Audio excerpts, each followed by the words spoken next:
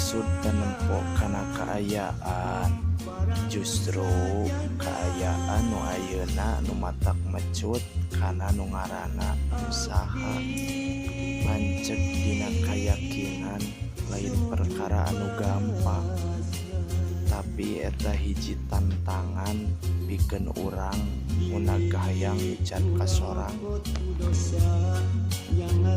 Ningraikeun ngalung sehat teh lain teh capek lain teu lungse, tapi jeritan hate nu moal rengse.